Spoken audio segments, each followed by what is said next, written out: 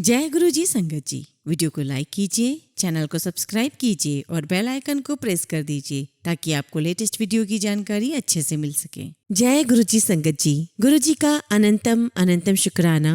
गुरु जी के श्री चरणों में कोटि कोटि प्रणाम और गुरु जी की प्यारी संगत को जय गुरु जी। संगत जी, हमने कई बार सत्संग में सुना है कि गुरु जी हमेशा संगत को सही कर्म करने के लिए कहते थे। गलत कर्म, गलत व्यवहार करने पर गुरु जी बहुत नाराज होते थे। यहाँ तक कि गुरु जी संगत को डांट भी लगा देते थे। और वहीं दूसरी ओर जो संगत सही आचरण करती, जिनका मन साफ होता, गुरुजी उनको बहुत प्यार करते थे। संगत जी, गुरुजी का यही संदेश है कि हमारे आचरण सही हो, हमारे कर्म कभी भी खराब ना हो, चाहे जैसी भी परिस्थिति हो, हमें अपने सही आचरण करते रहना चाहिए, क्योंकि स्वर्ग और नर्क हमारे हाथों में ही है। और इस बात को हम सत्संग के अंत में एक कहानी के माध्यम से समझेंगे। संगत जी, आज का सत्संग भी बहुत सुंदर है, बहुत खास है। आप पूरा सत्संग अंत तक सुने और ध्यान से सुने। हो सकता है आपके बहुत सारे सवालों के जवाब इस सत्संग से मिल जाए। हम सत्संग शुरू करें उससे पहले आप सभी से रिक्वेस्ट है कि आप सभी अपने सत्संग सुंदर लिखावट में हिंदी में ईमेल आईडी और व्हाट्सएप पर शेयर कर सकते हैं, और चाहे तो आप ईमेल आईडी और व्हाट्सएप पर टाइप भी कर सकते हैं। हमें आप सबके सत्संग मिल रहे हैं और बहुत खुशी हो रही है आप सबके सत्संग को सुनाने में। तो चलिए संगत जी, सत्संग शुरू करते हैं। आज का पहला सत्संग हम गुरु जी की ही प्यारी संगत, ओल्ड संगत है, पुरानी संगत है, स्मिता पांडव आंटी का सुनेंगे। सभी सुनने वाली संगत को जय गुरु जी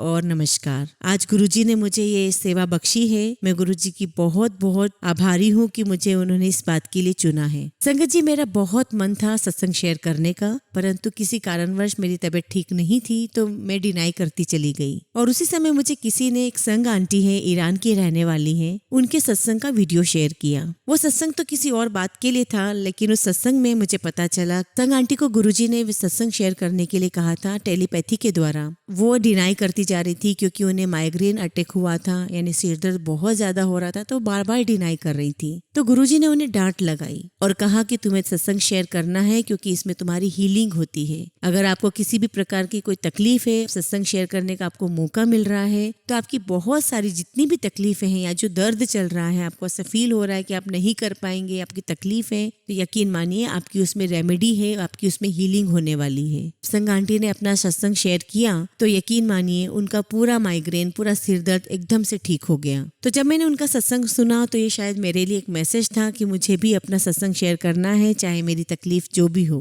संगत जी, गुरु जी का गुणगान, गुरु जी की महिमा बखान करना या गुरु जी की कोई भी सेवा करना, ये कोई काम नहीं होता है। इन सब में तो सबसे पहले यकीन मानिए कि हमारा ही कल्याण छुपा होता है। तो संगत जी, जब हम गुरु जी के पास जाया करते थे तो गुरु जी मेरे अंकल से एज ए मेडिकल एडवाइस पूछा करते थे कि मेरी शुगर कम कैसे होगी या वजन कैसे कम करना है। तब संगत जी हमें नहीं पता था कि उस समय गुरु जी को हमारी सलाह की क्या जरूरत है, लेकिन मेरे अंकल भी गुरु जी को मेडिकली एडवाइस दिया करते थे। तो संगत जी, 15 साल बाद मेरे अंकल को खुद को जब डायबिटीज डायग्नोस हुई और उन्हें खुद को वजन कम करने को कहा गया, तो उनके लिए ये काम कोई बहुत बड़ा मुश्किल नहीं था। थोड़ी बहुत स्टेप्स लेते, थोड़ी बहुत रेमेडीज करते और वो कंट्रोल हो जाती थी। वो अपनी मेडिसिन भी लेते थे। ये बात नहीं है कि गुरुजी की ब्लेसिंग्स नहीं है तो मेडिसिन नहीं खाना है, क्योंकि गुरुजी कहा करते थे कि डॉक्टर अपना काम करेगा और मैं अपना काम करूंगा। तो संगत जी, जो 15 साल पहले गुरुजी ने मेरे अंकल से पूछा था सारी मेडिकल रेमेडीज की, डायबिटीज कैसे कम करना है या हेल्थ कम कैसे करना है, यानी गुरुजी ने 15 साल पहले ही मेरे अंकल को जो बीमारी होने वाली थी 15 साल बाद, उसके लिए पहले से ही ब्लेस कर दिया था। संगत जी, मैं अपनी जर्नी शुरू करना चाहूंगी। जब हम लोग गुरुजी से मिले हमारे एम्स के कलीग डॉक्टर खेमनानी की मदद से, और उन्होंने ही हमें बहुत सारी संगत के सत्संग सुनवाए थे। और उन सत्संगों में गुरुजी ने महसूस कराया कि देखो मैं कैसे सब काम प्रैक्टिकली करता हूँ, मैं प्रैक्टिकल गुरु हूँ। और फिर गुरुजी ने हमें छोटे मंदिर आने के लिए बार बार कहा, बहुत प्यार से कहा, और हम वहाँ गए और गुरुजी हमें रोज बुलाते रहे। और संगत जी, हम उनके प्यार से, उनके ऑरा से बहुत बहुत प्रभावित थे। पता नहीं क्या अट्रैक्शन था, हम उनके पास खींचे चले जाते थे। इतना आनंद आता था उनके पास बैठकर करके कि उसका मैं बयान ही नहीं कर सकती। संगत जी, हम किसी प्रॉब्लम को लेकर या किसी समस्या को लेकर गुरुजी के पास नहीं गए थे। गुरुजी क्या क्या हमारे कल्याण कर सकते हैं, क्या हमारे जीवन में चमत्कार कर सकते हैं, ये हमें पता ही नहीं था। बस एक अट्रैक्शन था, एक खिंचाव था, हम गुरुजी के पास चले जाया करते थे। जब गुरुजी किसी को भी अपना सत्संग शेयर करने के लिए कहते तो वो खुद भी बहुत खुश हो जाते थे, और जब किसी का बहुत बड़ा कल्याण किसी का हुआ होता तो सुन करके वो खुश भी होते और हमें भी बहुत खुशी मिलती थी। और हम भी गुरुजी को देखकर इतने खुश हो जाते थे, क्योंकि हमें खुशी मिलती थी कि देखो गुरुजी खुद भी कितना खुश हो रहे हैं। चेहरा पूरा लाल हो जाता था और उनकी खुशी से हमें इतनी पॉजिटिव वाइब्स आती थी और हमारा दिल भी खुश हो जाता था सत्संग सुन करके। और संगत जी, हमने अपनी लाइफ में इतना सेल्फलेस पर्सन कभी जिंदगी में देखा ही नहीं था। गुरुजी दूसरों का दर्द भी अपने ऊपर लेते थे और खुद भी दर्द में रहते थे। और संगत जी, देखते ही देखते सत्संग जाते जाते, गुरुजी के पास जाते हुए, सत्संग सुनते हुए हमारी लाइफ में भी बहुत कुछ अच्छा होने लगा था, जो हम सोच के कभी नहीं गए थे। एक छोटी सी बात बताती हूँ कि कैसे शुरुआत हुई थी। एक अर्जुन अंकल थे, अर्जुन सबरवाल अंकल, जो गुरुजी के पर्सनल सेवादार अंकल थे, और उन्होंने अपना एक बहुत बड़ा, बहुत पुराना सत्संग शेयर किया था कि उसमें गुरुजी ने कैसे कल्याण किया उनका। सबरवाल अंकल जब अपना सत्संग सुना रहे थे संगत जी, तब उन्होंने महसूस किया कि जो उन्हें अस्थमा अटैक आते थे, जो सीजन चेंज होने के बाद अक्सर अस्थमा के जो पेशेंट होते हैं उन्हें अस्थमा अटैक्स आते हैं सीजन चेंज के कारण। तो उन्होंने सत्संग के दौरान महसूस किया कि जो वो सत्संग सुना रहे थे तो उन्हें बिल्कुल भी अस्थमा अटैक नहीं हुआ,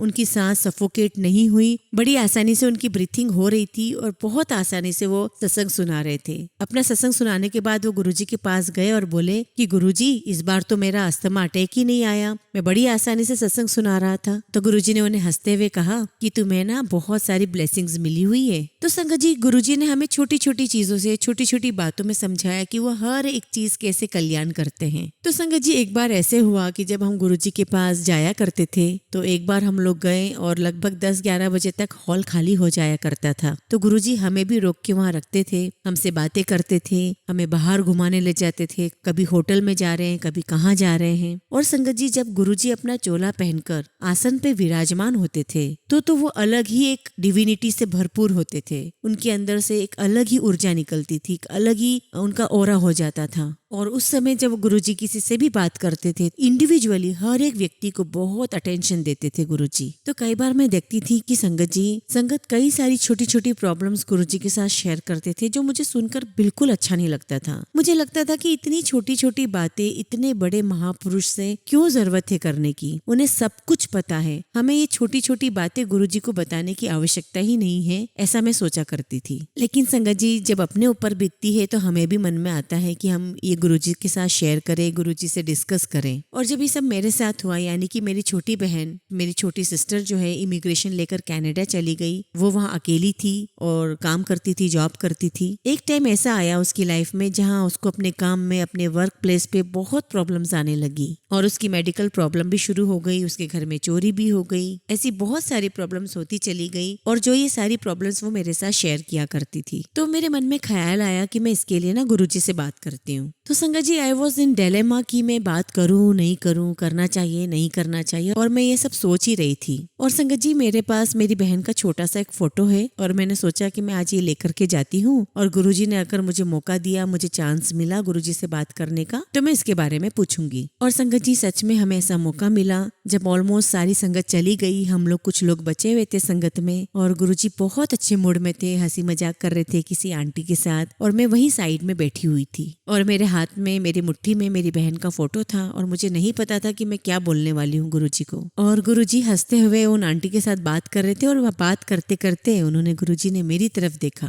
और जैसे ही गुरुजी ने मेरी तरफ देखा, मैंने अपनी मुट्ठी खोल दी और गुरुजी के सामने मेरी बहन का फोटो रख दिया और बोला, गुरुजी मेरी बहन को आप प्लीज ब्लेस करिए। तो गुरुजी ने बहुत प्यार से स्माइल किया और मुझसे पूछा कि इसे क्या हुआ है। तो संगत जी, जैसा कि मैंने आपको बताया कि दूसरी संगत जब अपनी छोटी छोटी बातें शेयर करती थी गुरुजी से या प्रॉब्लम्स डिस्कस करती थी, मुझे अच्छा नहीं लगता था। तो जब मैं अपनी बहन की ये प्रॉब्लम्स लेकर के गई तो मुझे यही लगा कि मैं कैसे स्टार्ट करूंगी, मैं क्या बोलूं। और जब गुरुजी ने मुझसे पूछा कि क्या समस्या है उसको, क्या प्रॉब्लम है, तो मैं बोल ही नहीं पाई कुछ, और मैं कुछ बोलती उससे पहले ही गुरुजी किसी और से बात करने लग गए। और मैं मन ही मन सोचने लगी कि मैं अपनी बहन को ब्लेस कराने लाई थी और गुरुजी ने मुझे मौका दिया कुछ बोलने के लिए और मैं कुछ बोल ही नहीं पाई। तो मैं मन ही मन सोचने लगी कि देखो, गुरुजी ने मुझे मौका दिया, अब तो उसको ब्लेस भी नहीं किया होगा और ये सोचते सोचते मैं घर आ गई। मैंने अपने अंकल को बोला कि देखो मैं फोटो भी ले गई, गुरुजी को दिखाया भी और गुरुजी ने मुझे मौका दिया और मैं कुछ बोली भी नहीं। तो अंकल ने बोला कि कोई बात नहीं, अगर तुमको लगता है तो हम कल बात कर लेंगे गुरुजी से, परसों बात कर लेंगे। तो मैंने सोचा कि ठीक है, ये बात अंकल ही बता पाएंगे, मैं तो नहीं बता पाऊंगी। तो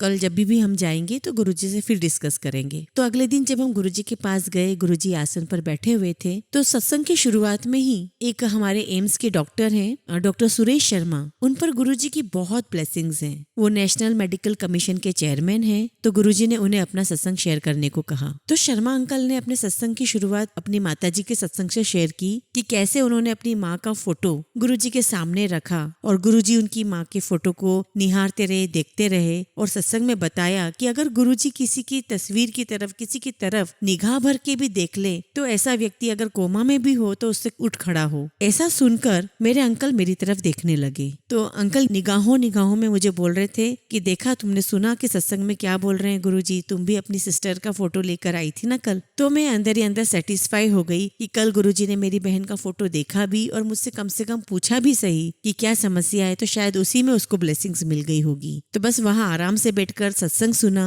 हमने कुछ भी डिस्कस नहीं किया और मैंने मन में सोच लिया कि जरूर उसको ब्लेसिंग्स मिल गई होगी। और मैंने मेरी सिस्टर को भी कहा कि सब कुछ ठीक है, एवरीथिंग इज ऑल राइट, सब ठीक हो जाएगा। और सच में संगत जी, धीरे धीरे उसकी लाइफ की सारी प्रॉब्लम सोल्व हो गई। सब कुछ समस्या जैसे आई थी वैसे चली गई। और मेरी मदर चाहती थी कि मेरी सिस्टर इंडिया के पास में, मतलब इंडिया के पास में ही रहे, कनाडा जितनी दूर ना रहे। गुरुजी के आशीर्वाद से she got a telephonic interview और उसका सिलेक्शन भी हुआ और उसको बहुत अच्छी गुड पोजीशन की जॉब उसको दुबई में मिल गई और उसकी तबीयत भी धीरे धीरे ठीक हो गई, सारी प्रॉब्लम्स धीरे धीरे ठीक हो गई। तो उसकी लाइफ ही लगभग ऐसा लग रहा था कि गुरुजी चला रहे हैं। उसकी लाइफ में जो चीज ठीक नहीं थी वो ठीक कर दी, जो ठीक होनी चाहिए थी वो ठीक हो गई, जो सही चलनी चाहिए थी वो लगातार सही चल रही थी। ऐसा सब कुछ उसकी लाइफ में अच्छा हो गया था। और अब इतने सालों के बाद अब वो she is back in India में आ चुकी है। और संगत जी, लॉकडाउन से 4 या 5 साल पहले उसे फिर से एक मेडिकल प्रॉब्लम डायग्नोस हुई और उसे डायग्नोस हुआ lymphoma, which is a blood cancer. और तब तक हमारे पेरेंट्स नहीं रहे तो मैं जाया करती थी, उसकी देखभाल करती थी।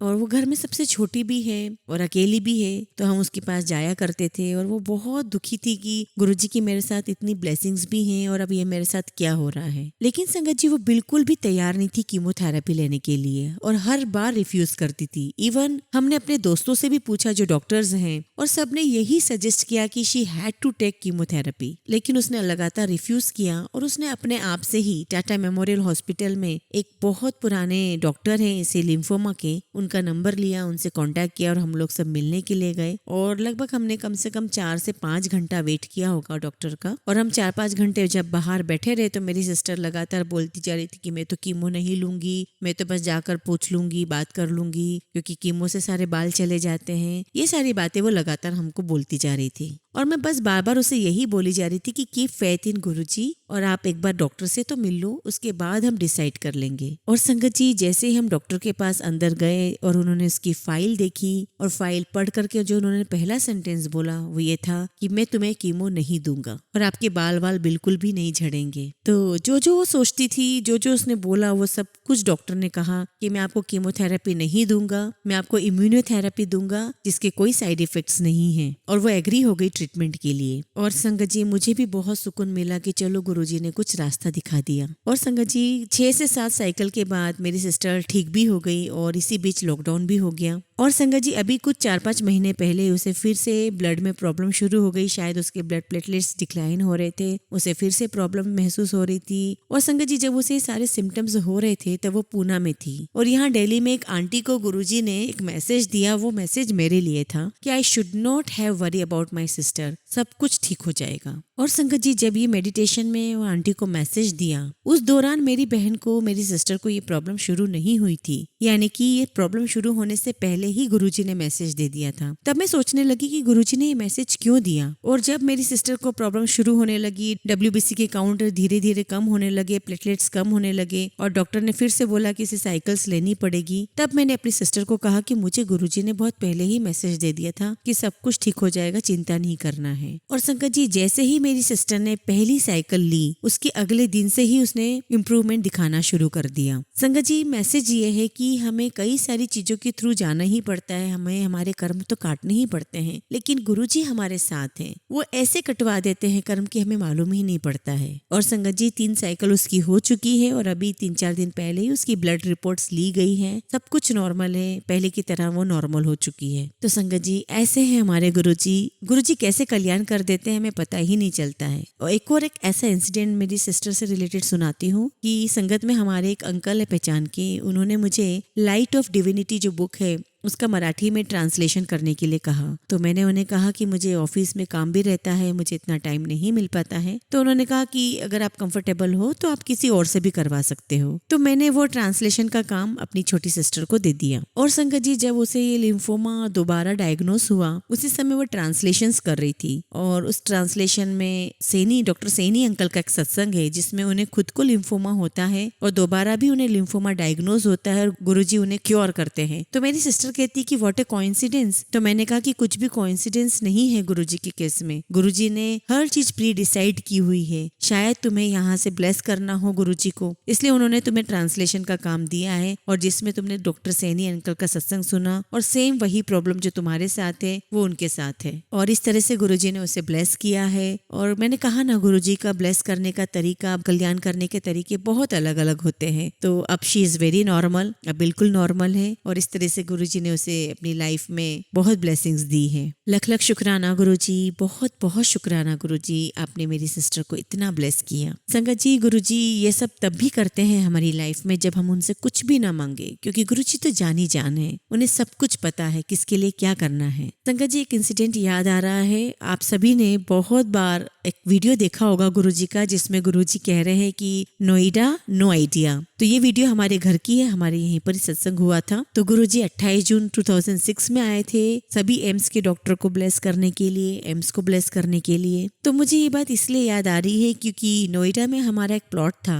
जिसका हमने सोचा हुआ था कि रिटायरमेंट के बाद वहां पर घर बनाएंगे। तो संगत जी जब हमारे इस प्लॉट की सारी फॉर्मेलिटीज पूरी हो गई, सब कुछ डन हो गया, सब कुछ क्लियर हो गया, तब हमें बाद में पता चला कि जिससे हमने प्लॉट खरीदा है उन्होंने उस प्लॉट की पावर ऑफ अटॉर्नी किसी और को भी दी हुई थी। और संगत जी ऐसे कई इंसिडेंट हम नोएडा में सुन चुके थे, परंतु संगत जी हमारे कभी थॉट में भी नहीं आया कि हम गुरुजी से इस बारे में कोई बात करें। और संगत जी बस सत्संग हो रहा था और मैं सत्संग में बैठी हुई थी और लंगर का टाइम था। लंगर के टाइम में थोड़ा जो समय होता है उस समय पर मैं सीढ़ियों पर बैठी हुई थी और वही मेरे पास में रोमा आंटी जो एम्पायर स्टेट के पास में ही रहती है, वहां पर मेरे पास बैठकर किसी से बात कर रही थी फोन पर। तो संगत जी वो क्या बात कर रही थी दूसरी तरफ का तो मुझे सुनाई नहीं दे रहा था, लेकिन वो बार बार रिपीटेडली क्या बोल रही थी कि अच्छा वो तुम्हारा प्लॉट था, तुम्हारा सब कुछ अच्छा होने के बावजूद भी तुम पर केस कर दिया, अच्छा अब आप परेशानी में आ गए हो। और वो एग्जैक्टली वही बात कर रही थी जो हमारी सिचुएशन थी। और जैसे उन्होंने अपनी बात खत्म की और मेरी तरफ देखा, आई जस्ट स्माइल्ड हर और मैंने उससे कहा कि एग्जैक्टली यही प्रॉब्लम हमारी लाइफ में भी चल रही है। तो शी जस्ट सेड कि हाँ हाँ गुरुजी को बोल दो, और गुरुजी को वैसे ज्यादा पूरा बताने की जरूरत नहीं है, बोल दो कि मुझे कुछ प्रॉब्लम चल रही है लाइफ में और गुरुजी एक चुटकी में दूर कर देंगे। तो मैंने बस स्माइल किया और जब मैं घर आ गई और मैंने अपने अंकल को बताया ये सारी बातें, तो अंकल बहुत नाराज हुए कि इस तरह की बातें करते हैं क्या सत्संग में। तो ऑब्वियसली फिर हम गुरुजी को कुछ भी नहीं बताने वाले थे इस बारे में। जब हमारी बात हुई उसके 2-3 हफ्तों के बाद जब हम लोग मंदिर में गुरुजी के पास बैठे हुए थे, काफी लेट हो गया था, रात हो गई थी और गुरुजी लेटे हुए थे और गुरुजी की कुछ लोग सेवा कर रहे थे। उसी समय वहां पर कोई और सत्संग शेयर कर रहे थे, हम लोग उनको सुन रहे थे। तो इतने में गुरुजी ने हमें बुलाया और जब हम गए तो गुरुजी की आंखें बंद थी और गुरुजी ने हमें कहा कि सेवा करो और हम सेवा करने लगे। तो इतने में गुरुजी मेरे अंकल से पूछते हैं कि दिल्ली में घर वर लिया है आपने? तो मेरे अंकल ने बोला कि नहीं गुरुजी दिल्ली में तो कोई घर नहीं लिया है। तो इतने में मेरे अंकल ने कहा कि हाँ लिया तो है बट एक प्लॉट लिया है बट उसमें कुछ समस्या चल रही है। तो गुरुजी बोलते हैं अच्छा तो बेच दो फिर उसको। और उसके बाद ना हमने कुछ जिक्र किया ना गुरुजी ने कुछ और जिक्र किया। जब किसी प्रॉपर्टी में बहुत समस्या हो संगत जी तो उसे बेचने में भी बहुत प्रॉब्लम आती है। तो हमने ये सब कुछ डिस्कस किया ही नहीं, बस सुन लिया गुरुजी ने क्या कहा। और उसके बाद गुरुजी की महासमाधि हुई, कितने साल बीत गए और अंकल रिटायर हो गए। तो एक दिन मैं मंदिर में जाके सेवा कर रही थी और एक आंटी जो वहां पर सेवा करती है वो आई। तो वो बोलती है मुझे आंटी रुको मुझे आपके साथ एक सत्संग शेयर करना है। तो मैंने कहा कि नहीं कल वल कर देना। तो बोले नहीं आज ही मुझे आपके साथ सत्संग शेयर करना है। तो उनके सत्संग में बता रही थी कि कोई उनका प्रॉपर्टी का केस था और उस केस में जो उनका वकील था वो उन्होंने वकील चेंज किया और उन्होंने बताया वकील ने बोले कि जो सीनियर सिटीजन हो जाते हैं तो जो केस है उसको जल्दी से जल्दी फिनिश किया जाता है कोर्ट की तरफ से विद इन अ मंथ। तो ऐसा कुछ वो हमें अपने केस से रिलेटेड सत्संग में सुना रही थी। तो वो बोलने लगी कि बस ऐसे उन्होंने वकील चेंज किया, वकील ने सारी बातें बताई और हमने वैसे ही किया जैसे वकील ने कहा और हमारे सारी प्रॉब्लम सॉल्व हो गई। तो देखो कैसे गुरुजी हमें राह दिखाते हैं। और जब मैंने सत्संग सुना तो मुझे लगा कि अरे ये तो मेरे लिए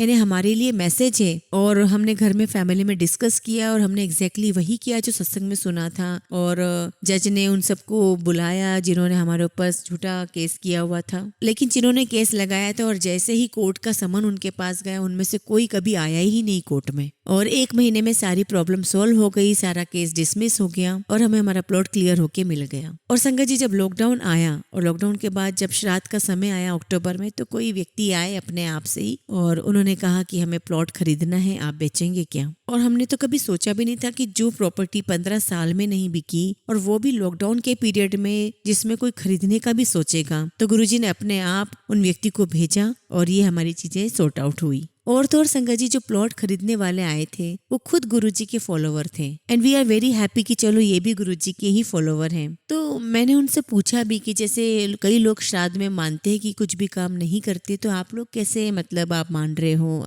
आप लोग नहीं मानते कि श्राद्ध व्राद्ध में नहीं करना चाहिए। तो उन्होंने बोला कि नहीं नहीं ऐसा कुछ भी नहीं है, गुरुजी का आदेश हुआ है, हम ले रहे हैं। और देखिए संगत जी गुरुजी ने भी यहाँ पर एक मैसेज दिया है कि सभी वहमों से बाहर आओ, कि श्राद्ध में ये नहीं करना या नवरात्रि में ये करना है, ये नहीं करना है। सभी वहमों से बाहर आने का भी गुरुजी ने हमें मैसेज दिया। तो संगत जी इस प्रकार से गुरुजी ने हमें हर छोटी बड़ी चीजें समझाते चले गए। इंडिविजुअली भी ब्लेस किया, कलेक्टिवली भी ब्लेस किया, पूरे एम्स ग्रुप को भी ब्लेस किया, इंडिविजुअल डॉक्टर्स को ब्लेस किया और छोटे छोटे सत्संग से सबसे हमें समझाते चले गए कि सब वहमों से बाहर आते चले जाओ, वहमों में नहीं रहना है, बस अच्छे कर्म करते जाओ। संगत जी मुझे हाइपर एसिडिटी हुआ करती थी, तो जब भी मुझे हाइपर एसिडिटी होती थी तो मुझे हर 3-4 महीने में 15 दिन का एक कोर्स लेना होता था। तो संगत जी उन दिनों जब मैं गुरुजी के पास जाया करती थी तो मुझे पता ही नहीं चला कि ये प्रॉब्लम कब सॉल्व हो गई। और संगत जी उसी समय संगत में एक आंटी ने मुझसे पूछा कि मुझे एसिडिटी बहुत होती है, तो मुझे किसी अच्छे डॉक्टर का नंबर दीजिए ताकि मैं उनसे कंसल्ट कर सकूं। तो मैं उनका नंबर, क्योंकि जिनसे मैं अक्सर कंसल्ट किया करती थी अपनी हाइपर एसिडिटी, तो मैं उनका नंबर अपने मोबाइल में सर्च करने लगी। और सर्च करते करते मुझे याद आया कि मैंने कितने सालों से, कितने समय से उन्हें फोन ही नहीं किया है। तब मुझे रियलाइज हुआ कि कैसे गुरुजी ने मुझे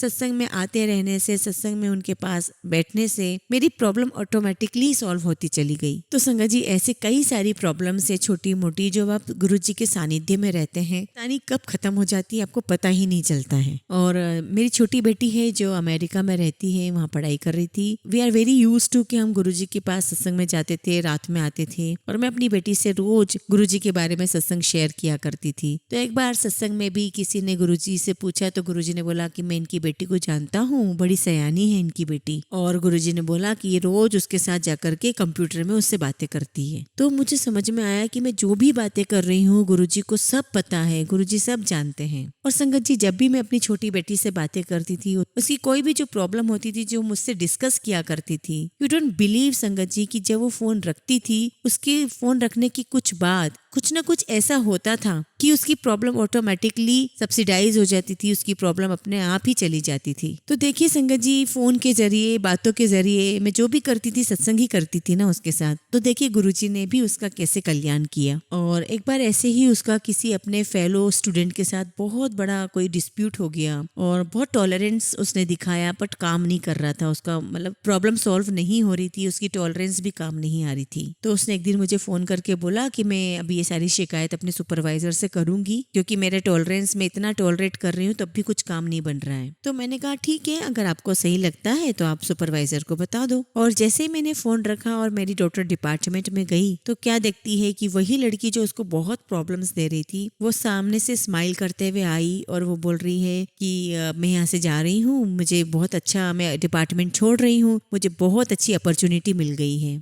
तो संगत जी ऐसे छोटे छोटे इतने सारे इंसिडेंट हैं कि मैं आपको बता ही नहीं सकती कि बस फोन रखा और मेरी बेटी की सारी प्रॉब्लम सॉल्व हो गई। तो संगत जी कंक्लूजन ये है कि गुरुजी आपको कैसे कल्याण कर देंगे, कैसे आप पे ब्लेसिंग्स दे देंगे हमें पता ही नहीं है। बस हमें गुरुजी के सानिध्य में रहना है, उनके लगातार सत्संग सुनना है, सुनाना है, शेयर करना है और बस गुरुजी पे पूरा फेथ रखना है, क्योंकि गुरुजी हमेशा कहते थे हमसे कि हमेशा मेरे बारे में सोचो, मुझे याद करो, मेरे बारे में बातें करो। तो संगत जी, गुरुजी ऐसा क्यों कहते थे? क्या गुरुजी को बहुत याद कराने का शौक था? नहीं, गुरुजी को हमारे कर्म काटने थे, गुरुजी को हमें ब्लेसिंग्स देनी होती थी, गुरुजी को हमारा कल्याण करना होता था। इसीलिए बार बार वो हमें बोला करते थे कि मुझे याद किया करो। संगत जी, मैं यहाँ पे जरूर बताना चाहूंगी कि जो ये सोचते कि हम गुरुजी के बहुत करीब हैं या हम बहुत पुरानी संगत है, हम नई संगत है, तो ये सब चीजें वर्कआउट नहीं करेंगी जब तक कि आप गुरुजी के बताए हुए रास्ते पर नहीं चलेंगे। गुरुजी हमेशा सही रास्ते पे चलने के लिए बोला करते थे, अच्छा मन रखने के लिए बोला करते थे, साफ मन साफ नियत रखने के लिए बोला करते थे। और अगर आप वो नहीं कर पा रहे हैं तो गुरुजी के सानिध्य में रहने का कोई मतलब नहीं है। और संगत जी, जब हम गुरुजी के पास रहे, गुरुजी के चरणों में रहे, जैसा गुरुजी ने कहा वैसा हमने अपने जीवन में फॉलो किया, गुरुजी के बताए हुए रास्ते पर चले, तभी उनकी इतनी सारी ब्लेसिंग्स हमें मिली हैं। तो संगत जी, मैं अपने सत्संग को बस यही विराम देती हूँ, ये कहते हुए कि बस गुरुजी पे पूरा फेथ रखिए, गुरुजी के बताए हुए रास्ते पर चलिए। जय गुरुजी, शुक्राना गुरुजी। संगत जी, हमेशा की तरह हम सत्संग का अंत भी एक सुंदर सी कहानी के साथ करेंगे। संगत जी, अभी हमने सत्संग में सुना कि गुरुजी हमेशा सही कर्म करने के लिए कहते थे, सही राह पर चलने के लिए कहते थे। तो उसी से संबंधित एक कहानी सुनेंगे हम। महात्मा बुद्ध के समय की बात है। उन दिनों मृत्यु के पश्चात आत्मा को स्वर्ग में प्रवेश कराने के लिए कुछ विशेष कर्मकांड कराए जाते थे। होता ये था कि घड़े में कुछ छोटे छोटे पत्थर डाल दिए जाते और पूजा हवन इत्यादि करने के बाद उस पर किसी धातु से चोट की जाती। अगर घड़ा फूट जाता और पत्थर निकल जाते तो उसे इस बात का संकेत समझा जाता कि आत्मा अपने पाप से मुक्त हो गई है और उसे स्वर्ग में स्थान मिल गया है। चूंकि घड़ा मिट्टी का होता था, इसलिए इस प्रक्रिया में हमेशा ही घड़ा फूट जाता और आत्मा स्वर्ग को प्राप्त हो जाती।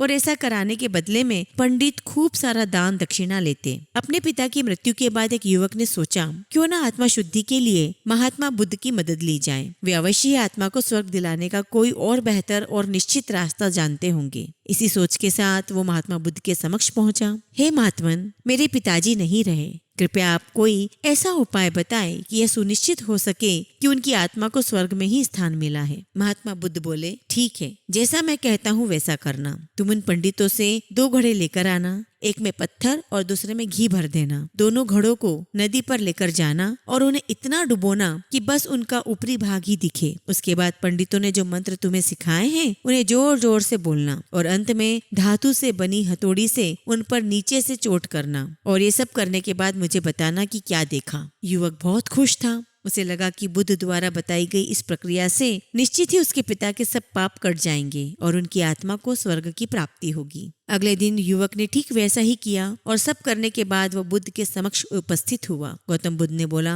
आओ पुत्र, बताओ तुमने क्या देखा। युवक बोला, मैंने आपके कहे अनुसार पत्थर और घी से भरे घड़ों को पानी में डालकर चोट की। जैसे ही मैंने पत्थर वाले घड़े पर प्रहार किया, घड़ा टूट गया और पत्थर पानी में डूब गए। उसके बाद मैंने घी वाले घड़े पर वार किया, वह घड़ा भी तत्काल फूट गया और घी नदी के बहाव की दिशा में बहने लगा। बुद्ध बोले, ठीक है, अब जाओ और उन पंडितों से कहो कि ऐसी कोई पूजा यज्ञ इत्यादि करे कि वे पत्थर पानी के ऊपर तैरने लगे और घी नदी के सतह पर जाकर बैठ जाए। युवक हैरान होते हुए बोला, आप कैसी बात करते हैं? पंडित चाहे कितनी भी पूजा कर ले, पत्थर कभी पानी पर नहीं तैर सकता और घी कभी नदी की सतह पर जाकर नहीं बैठ सकता। तो गौतम बुद्ध बोले, बिल्कुल सही, और ठीक ऐसा ही तुम्हारे पिताजी के साथ है। उन्होंने अपने जीवन में जो भी अच्छे कर्म किए हैं वो ही उन्हें स्वर्ग की तरफ उठाएंगे और जो भी बुरे कर्म किए हैं वे उन्हें नरक की ओर खींचेंगे। अब तुम चाहे जितनी भी पूजा करा लो, कर्म कांड करा लो, तुम उनके कर्म फल को रत्ती भर भी नहीं बदल सकते। युवक महात्मा बुद्ध की बात समझ चुका था कि मृत्यु के पश्चात स्वर्ग जाने का सिर्फ एक ही मार्ग है और वो है जीवित रहते हुए अच्छे कर्म करना। तो संगत जी, गुरु जी ने भी हमें